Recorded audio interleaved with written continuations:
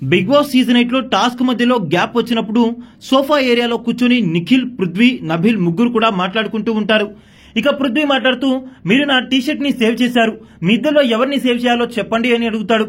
ఇక దానికి నిఖిల్ మాట్లాడుతూ, నేను ఏమీ నీ సపోర్ట్ అడగటం లేదు నబిల్, నీకు కూడా చెప్తున్నాను విను.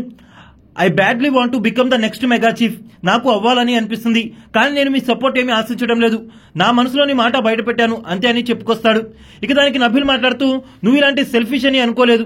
ఆల్రెడీ నువ్వు చీఫ్ గా చేశావు, ఇప్పుడు మళ్ళీ మెగా చీఫ్ అవ్వాలని ఎలా అనుకుంటున్నావు? ఆల్రెడీ రోహిణికి కూడా కమిట్మెంట్ ఇచ్చావు నిన్ను కంటెండర్ ని చేస్తానని అంటూ అడుగుతాడు. ఇక దానికి పృథ్వీ మాట్లాడుతూ, నన్ను చీఫ్ ని చేస్తానని నువ్వు చీఫ్ అవుదామని అనుకుంటున్నావా అని షాక్ అవుతాడు. నాకు అవ్వాలని అనిపిస్తుందని అన్నానులే, కానీ నేనే అవుతానని నీతో చెప్పలేదు కదా పృథ్వీ. ఈ గేమ్ లో సపోర్ట్ ఉంటేనే ఏదైనా చేయగలం. నేను మిమ్మల్ని సపోర్ట్ చేయమని అడగటం లేదు కదా. నేను సోలోగా నా గేమ్ నేను ఆడతాను.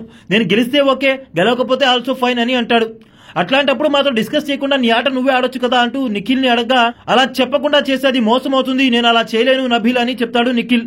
నాకు అవ్వాలని అనిపిస్తుంది, కానీ అట్ ద సేమ్ టైం నేను ఇచ్చిన కమిట్మెంట్స్ ప్రకారం నేను అవ్వలేనని అంటాడు నిఖిల్.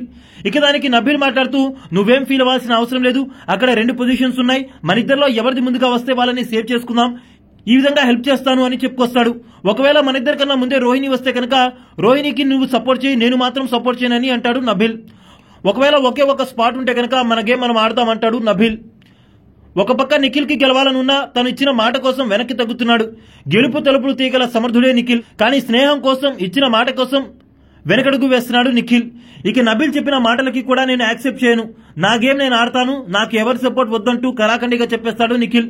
మరి నిఖిల్ మెగా చీఫ్ కంటెండర్షిప్ అయ్యే అవకాశం ఉందా? నిఖిల్ మెగా చీఫ్ అయ్యే అవకాశం ఉందని మీరు అనుకుంటున్నారా? వీటిపై మీ అభిప్రాయాలని కామెంట్ రూపంలో తెలియజేయండి.